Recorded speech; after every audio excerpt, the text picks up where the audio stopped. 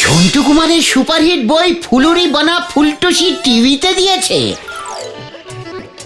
শনিবার রাত 8টায় এই তো দিয়েছে, পড়তে পারো না নাকি? ঘটন মুখ শান্তিং কর বলে দিলাম। আমি পড়তে পারি না? আমার পড়াশুনোর উপর তুই সন্দেহ করছিস? মানে না না গুলটে মামা, ঘটন এমনি উত্তেজিত হয়ে বলে দিয়েছে। বুঝতেই পারছো, ঝন্টু কুমারের বই টিভিতে দিয়েছে, তাও সুপার ডুপার হিট বইটা ফুলুরি বানা ফুলটুসি। দূর, উত্তেজিত হয়ে হবে কি? আমরা তো আর দেখতে পাবো না। কেন, টিভি দেখতে কি পয়সা লাগে নাকি? কিন্তু টিভিটা দেখবে কোথায়? এই গলতপুরে টিভি যে 3 জনের বাড়িতেই আছে, সেখানে গিয়ে ফুলুরি বানা ফুলটুসি দেখা অসম্ভব। হ্যাঁ ঠিক তাই, কর্নেলের বাড়ির টিভিতে সারাক্ষণ খবর চলে। হেড স্যারের টিভিতে শিক্ষামূলক প্রোগ্রাম দেখে। ঝোলা গোবিন্দের বাড়িতে পটেশ্বরীদি জানলে সিনেমাটা দেখবেই, কিন্তু ওই ঝোলা গোবিন্দ তো আমাদের ওর বাড়িতেই ঢুকতে দেবে না। সত্যি ভেরি স্যাড, ভেরি ব্যাড ব্যাপার। এক সময় যে লোকটি পৃথিবীর প্রথম টিভি মেকানিস্ট বলে বিখ্যাত ছিল, সে আজ টিভিতে ফুলুরি বানা ফুলটুসি দেখিতে পাইতেছে না। সত্যি অভাগীর কি ভাগী, বিধাতার কি খেল। তুমি পৃথিবীর একমাত্র টিভি মেকানিস্ট ছিলে, মানে তুমি টিভি সারাইয়ের কাজ করতে গুলটে মামা। ওটাকে টিভি সারাইয়ে বলিস না, টিভি ইঞ্জিনিয়ারিস্টিক মেকানিস্ট। ভেরি কঠিন কাজ ছিল, বুঝেছিস? তাহলে তুমি কাজটা ছাড়লে কেন গুলটে মামা? ভেরি স্যাড ব্যাপার ঘটেছিল রে। পৃথিবীতে তখন টিভি বলি কোনো বস্তুই ছিল না। তারপর একদিন হঠাৎ টিভি আবিষ্কার হইল। সারা পৃথিবীতে বড় লোকদের মধ্যে হইচই পড়িয়া গেল। বিলেতের ইন্টারকন্টিনেন্টাল শহরে এক বিশাল বড় লোক মিস্টার টমাটম সাহেব ইয়া বড় একটা বিশাল টিভি কিনে বসলেন। তারপর আবার কি, টমাটম সাহেবের টিভি দেখার খুব নেশা ধরে গেল। সারাদিন সারা রাত টিভিটা চালিয়ে বসে থাকতো। সব সময় তখন প্রোগ্রাম চলতো টিভিতে? ওরে, তখন টিভিতে একটাই প্রোগ্রাম চলতো, 20 মিনিটের। কি যেন নাম ছিল, মনে পড়েছে, হু হবে 1 পয়সা প্রতি।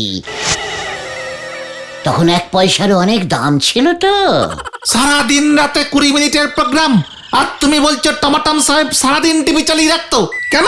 নেশা। বাকি সময় টিভিতে ঝিঝি হতো, সেটাই দেখতো। তারপর যা হওয়ার তাই হলো, টিভিটা গেল খারাপ হয়ে। ডাক পড়লো আমার। আমি তখন পাটালির প্রেসিডেন্টের বাড়িতে ওনার টিভিটা ঠিক করছিলাম। চলতে গরম হয়ে গেছিল। প্রেসিডেন্টের মেয়ে টিভিতে জল ঢেলে দিয়েছিল, ব্যাস। কেউ কিচ্ছু জানতো না। অনেক কষ্টে ফুঁ দিয়ে টিভি শোকাচ্ছিলাম। এমন সময় একটা ফোন। সঙ্গে সোজা প্লেনে করে উড়ে এসে নামলাম টমাটম সাহেবের বাড়ির উল্টো দিকের মাঠটায়। দৌড়ে গিয়ে টিভিটা দেখলাম। ততক্ষণে টমাটম সাহেবের মাথা ঘুরতে শুরু করেছে। কেন? নেশায়, বললাম না, টমাটম সাহেব টিভির নেশায় পড়েছিল। টিভি বন্ধ, নেশা মাথায় চড়েছে। আমি তো তড়ি ঘড়ি গিয়ে টিভিটার পেছনটা খুলেছি। পেছনটা কেন? পেছনেই বেশি গন্ডগোল হয় রে, গলতপুরের অধৈর্য বলদ ঘটন। আচ্ছা ঠিক আছে, তুমি বলে যাও। তারপর কি হলো? এরপরেই ঘটলো সেই ঘটনা। কোন ঘটনা? যেই ঘটনার জন্য আমি আর টিভি ঠিক করি না। বলো গুলটে মামা, কেন টিভি আর ঠিক করো না?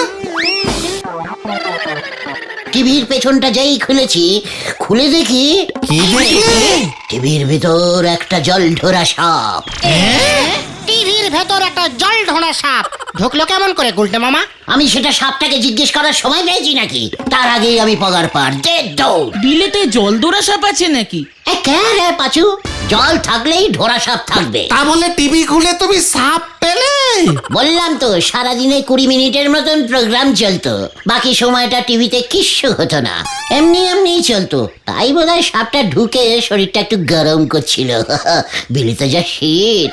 জয় গুলটে মামা কি! আর সেই ভয়ে তুমি টিভি মেকানিক্সের কাজ করা ছেড়ে দিলে? না, জানিস তো, আমি জীবনে 15-16টা বাঘের সঙ্গে লড়েছি, কিন্তু সাপকে আমি একটু সমঝে চলি। কি দরকার, ভাগ্যিস জল ঢোরা ছিল। অ্যানাকন্ডার বাচ্চা হলে কি হতো ভাবতে পারছিস? জীবনের ঝুঁকি নিয়ে এই কাজ করা মোটেই উচিত নয়। না, একেবারেই না। সবই তো বুঝলাম, কিন্তু এই শনিবার কি ফুলুরি বোনা ফুলটুসি কি আমরা দেখতে পারবো না? আলেবাত দেখবো। কিভাবে? চল কর্নেল সাহেবের বাড়ি, ওনাকে গিয়ে ব্যাপারটা ভালো করে বোঝাতে হবে। হ্যাঁ হ্যাঁ, যদি রাজি হয়ে যায়। চলো চলো, কালই তো শনিবার।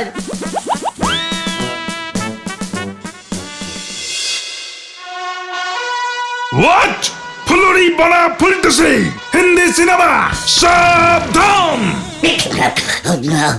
আগে স্যার ঝন্টু কুমারের হেভি হিট বই স্যার। স্যার নায়িকা হচ্ছে মিস অঞ্জলি, দেখবেন না গিয়ে? ইয়ে মানে মিস অঞ্জলি ওই কোমর দুলিয়ে টুইস্ট নাচে যে।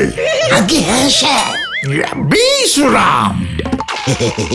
তাহলে স্যার কালকে সবাই একসঙ্গে বসে চা বিস্কুট খেতে খেতে সিনেমাটা দেখবো। চুপ! সবটাই নির্ভর করবে কাল আমাদের দেশের অবস্থা কেমন থাকে তার উপর। স্যার একটা সিনেমা দেখবো, সিনেমায় দেশটাকে টানবেন না স্যার। স্যার এটা খুব রোমান্টিক ধরনের সিনেমা। বিশ্রাম। দেশের খবর রাখতেই হবে। বিশেষ সূত্রে জানা যাচ্ছে দেশের সেনাবাহিনীকে আরো মজবুত করবার জন্য দেশের যুবকদের ভর্তি নেওয়া হচ্ছে। খবরটি শোনা মাত্র দেশের ছেলেপিলেরা যেন সত্তর সেনাবাহিনীতে যোগ দেন। সাবধান! তোমরা সবাই এবার সেনাবাহিনীতে যোগ দেবে। চলো বাইরে, এখনই প্যারেড স্টার্ট করো। কি সিনেমা দেখতে এসে সব কি হচ্ছে? সেনাবাহিনী না স্যার, আমরা সিনেমা দেখবো। চলে রে বাজু, এখান থেকে কেটে পড়ি।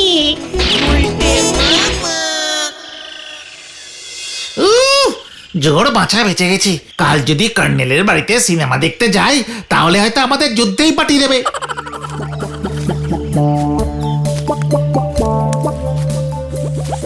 হেড স্যারের বাড়িতে গিয়ে কাজ নেই। ওখানে তো কোনো চান্সই নেই। সিনেমা আমাকে দেখতেই হবে, ওই ঝোলা গোবিন্দের টিভিতেই আমি সিনেমা দেখবো। কিভাবে? আমাদের তো ঘরে ঢুকতেই দেবে না। ব্যালকনিতে বসে দেখবো। হ্যাঁ রে।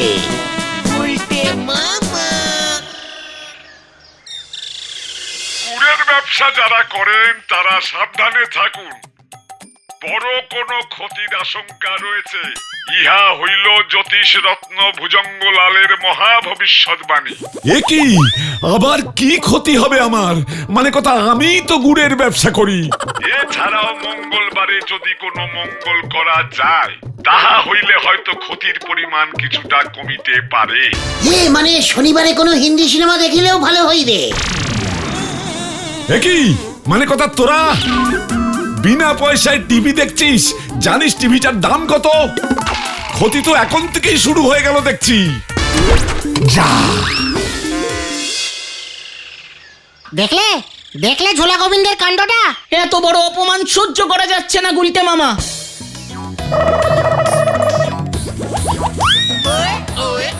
অপমান কা বদলা হাম নেবুঙ্গা, ইয়ে মানে নেবই। কিভাবে? ভেন্ডে, এতদিন অনেক নারকেল গাছে উঠেছিস, এবার ওই কার্নিশ বেয়ে ছাদে ওঠ, তারপর ওই টিভির অ্যান্টেনাটার ব্যান্টেনা বাজিয়ে দে। হ্যাঁ, অপারেশন স্টার্ট কর এক্ষুনি। পটেশ্বরীতেই যদি টের পায় না। খুশি হবে, কত খুশি হবে, কারণ ওর বাবা টিভিতে শুধু জ্যোতিষ দেখে। যা কাজে লেগে পড়।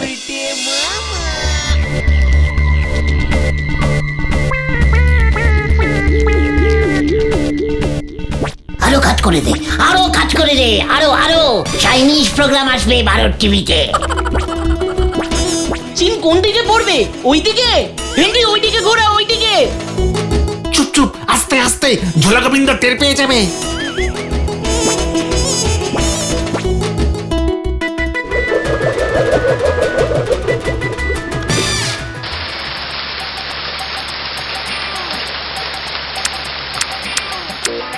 একই মানে কথা, টিভিটার আবার কি হলো? ভুজঙ্গলালের ভবিষ্যৎবাণী মিলতে শুরু করেছে দেখছি। মানে কথা, আমার যে অনেক বড় ক্ষতি হয়ে গেল। পটু, ও পটু মা, দেখে যা টিভিটা যে দেহ রেখেছে। এত কিছু করে লাভ কি হলো গুলটে মামা? আজকে তো আর ঝন্টু কুমারের সিনেমাটা দেখতে পাবো না। ফুলুরি বনা ফুলটুসি। সব দেখতে পাবি রে, সব দেখতে পাবি। এবার আমার একটা মেকানিক্যালিস্টিক ট্যাকটিস দেখে নে। নড়ার কাছে কি আর এমনি এমনি যাচ্ছি রে? জয় গুলটে মামার ক্যালটা বলে প্র্যাকটিসের জয়। ভেন্ডি, কি জানি কি হতে যাচ্ছে। নড়া, তোর জন্য আমার খুব চিন্তা হয় রে। ও যত শ্বশুরি দিয়ে কথা বলো, আজ কিন্তু 1 কাপের বেশি চা দিতে পারবো না। না নড়া না, আমি এভাবে ধারে আর তোর চা খেতে চাই না রে। ওসব নন্ড ভণ্ড কথা না বলি আসল মতলবটা কি সেটা সোজা সাপটা বলেন দিনি। খামোখা উত্তেজনা বাড়তেছে। নড়া, এই ছোট্ট একটা চায়ের দোকান দিয়ে তোর তো দিন চলতে পারে না রে। এ কারে বলতেছে? আবে, সে তো ঠিক কথাই, তবু তো আমি কিছু খাটাখাটনি করি সংসার চালাচ্ছি। আপনার মতো নন্ড ভণ্ড আড্ডা তো দিচ্ছি নে। নড়া, তোর দুঃখের দিন শেষ। কেন গো, আরো বেশি দুঃখের দিন আসতেছে বুঝি? না নড়া না, তোর দোকানের সেল বাড়ানোর উপায় আমি বার করে ফেলেছি। এ আপনি কি বলতেছেন গো? আমার দোকানের বিক্রি বাড়ানোর বুদ্ধি সেও আপনার আছে নাকি? এ জানতেন নে তো? আলবাত আছে, ভেরি ইনটে ফুলি ইনটে ক্যালি বুদ্ধি। এই মেরেছে তা আপনার ওই ইনটে ফুলি কালি বুদ্ধি বলি ফেলেন দিনি। নড়া, তোর দোকানে একটা টিভি বসা। কি বসাবো? আরে টিভি টিভি, টেলিভিশন। ওটা টেলিভিশন হবে গুলটে মামা। আরে দত্তরি যেটাই হোক না, নড়া বুঝলেই হলো। উত্তেজনায় আমার রক্ত ফুটছে নড়া। চায়ের জল ফুটলি চিনি দিতে বলতে, তা রক্ত ফুটে আর লাভ নেই। তা টিভি বসালে কি হবে শুনি? নড়া, এই গলতপুরে যখন রোটে যাবে তোর দোকানে চা খেতে খেতে টিভিও দেখা যায়, দেখবি দলে দলে লোক আসতে শুরু করবে। টিভিতে ঝন্টু কুমারের ফুলুরি বনা ফুলটুসি চলছে।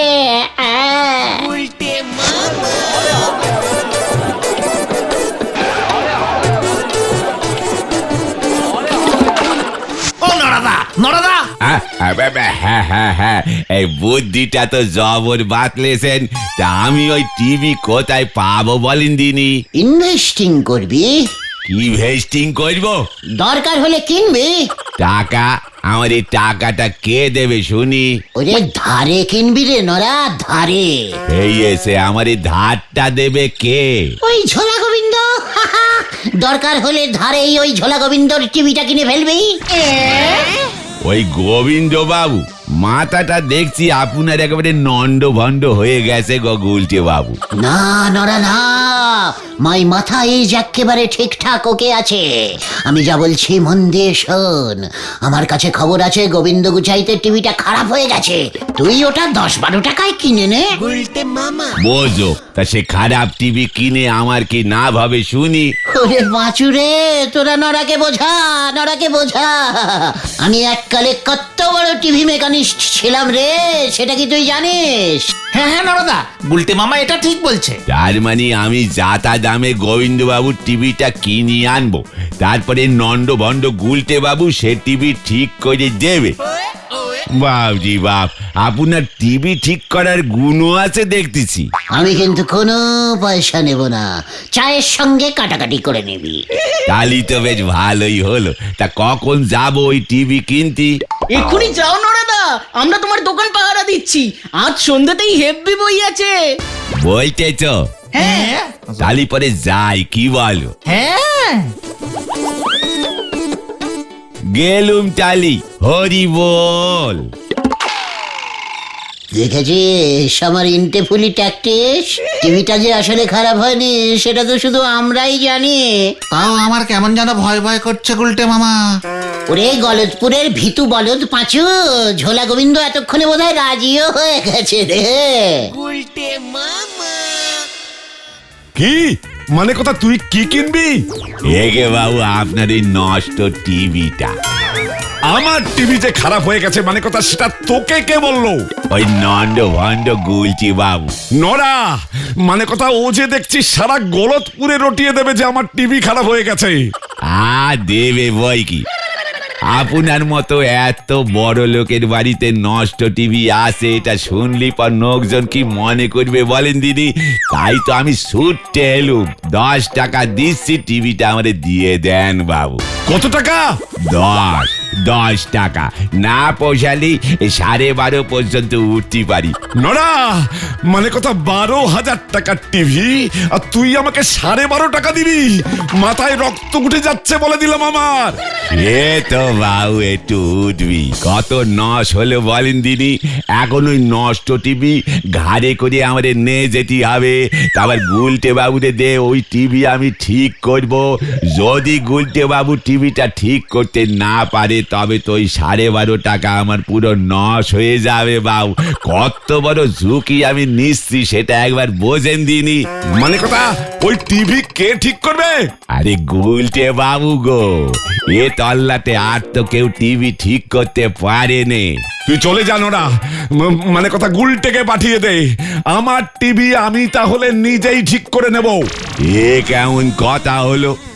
গুলটে বাবু কি আমারে দিয়ে ওনার ওই মেকানিস্টের সেলসম্যানগিরি করালে?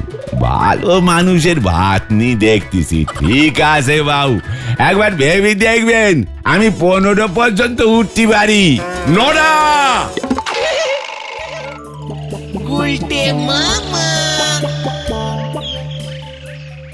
কেসটা ঘুরে আমার দিকে এত ইজিক্যালি চলে আসবে আমি তো বুঝতেই পারিনি রে।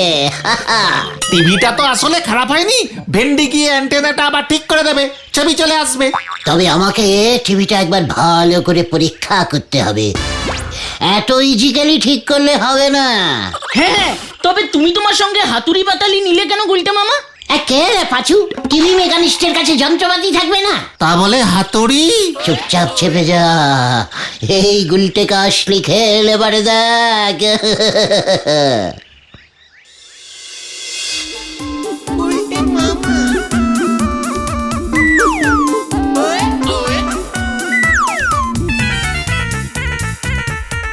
এই মানে কথা টিভির চারপাশেও গোল গোল করে ঘুরছে কেন? গভীর পর্যবেক্ষণ করছে। ধরে ফেলেছি ঝোলা গো, মানে গোবিন্দ বাবু, আপনার টিভির অ্যান্টেনাটা খারাপ। হ্যাঁ, মানে কথা দেখলি তো টিভি, টিভি দেখেই বুঝে গেলি মানে কথা আমার ছাদের অ্যান্টেনা খারাপ? টিভির সঙ্গে অ্যান্টেনার ভেরি ইন্টারকন্টিনেন্টালি কানেকশন আছে। ইয়ে ধরুন গিয়ে আপনার সঙ্গে যেমন এই ঝোলাগুড়ের। মানে ঠিক আছে, মানে কথা যা করার তাড়াতাড়ি কর। পটেশ্বরী এসে যেন দেখে টিভি ঠিক হয়ে গেছে, নয়তো আমার সঙ্গে তোদেরও বিপদ আছে। ভেন্ডি যা তো, অ্যান্টেনাটা যে অবস্থায় ছিল ঠিক সেই রকম করে দিয়ে আয় গিয়ে। কি ও কি করে জানলো? আমার সঙ্গে থেকে থেকে আমি টিভি ঠিক করি, ও অ্যান্টেনা। এই যা যা তাড়াতাড়ি ওর তো দেখি ছাদে। এই তো, এই যাচ্ছি। মেসমশাই বলছিলাম যে পটু কোথায়? হরির হোটেলে মটন রোল খেতে গেছে, মানে কথা এসে নাকি আবার সিনেমা দেখবে। ফুলুরি বনা ফুলটুসি, আমরাও দেখবো। কি? চুপ কর ঘটন, ছোটরা হিন্দি সিনেমা দেখে না। আমি অ্যান্টেনা ঠিক করে দিয়েছি, এবার টিভি চলবে। ভেরি টেকনিফুলি মেকানিস্ট তো আমি, দেখবেন একদম টিভি ঠিক হয়ে গেছে।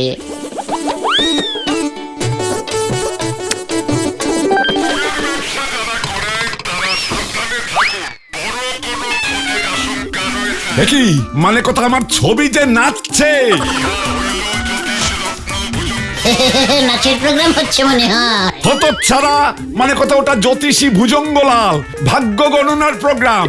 তাহলে সর্বনাশ করেছে স্যার, সাবধান, আপনার ভাগ্য নাচছে স্যার। টিভি ঠিক করে দে মানে কথা আমার, নয়তো তোর কপালে দুর্ভাগ্য নাচবে এবার। কি ভেন্ডে, অ্যান্টেনাটা আগের মতো করিসনি কেন? করলাম তো। ঠিক যে অবস্থা থেকে তুই অ্যান্টেনাটাকে বেঁকিয়ে চীন দেশের দিকে করেছিলি। এটা আবার কবে করলো? আমি না, গুলটে মামা বলেছিল। মানে স্যার চীনের প্রোগ্রাম ধরে কিনা একটু টেস্টিং করছিলাম স্যার। অনেক ভালো ভালো চৈনিক জ্যোতিষীর প্রোগ্রাম হয় কিনা, জ্যোতিষী চার্লি ট্যাং, জ্যোতিষী চিলি চিকেন, মানে চিলি ম্যান।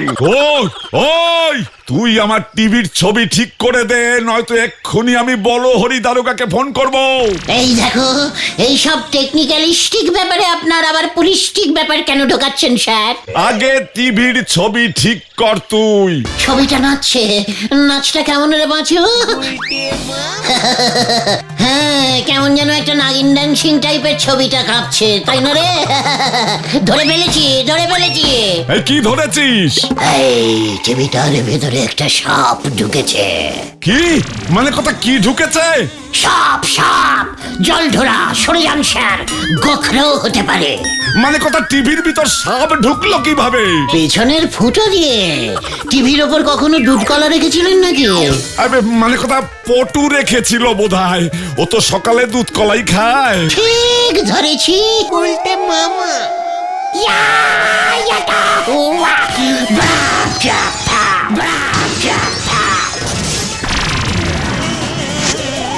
সাপটা কোথায় গেল?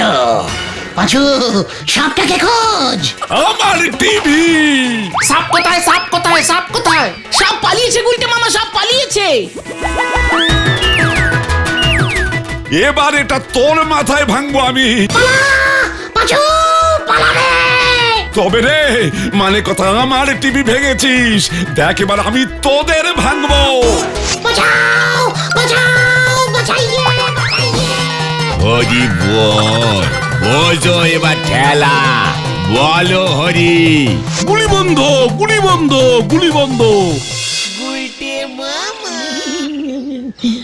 কি দরকার ছিল ঝোলা গোবিন্দ টিভি ঠিক করতে যাওয়ার? আরে ভেন্ডিটাই তো খুব লেট করলো, অ্যান্টেনাটা ঠিক মতো ফিট করতে পারলো না।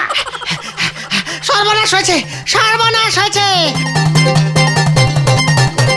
বাবা খবর এনেছে 50,000 টাকা ক্ষতিপূরণ দাবি করে গোবিন্দ বাবু নাকি তোমার নামে মামলা করবে।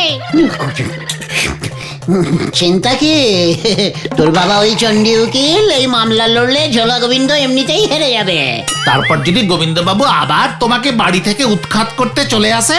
উই বাবারে, ওকে বলবি জ্যোতিষী ভুজঙ্গলাল বলেছে আমাকে বাড়ি থেকে উৎখাত করলে ও নিজেই চিৎপাত হয়ে যাবে। জয় গুলটে মামা।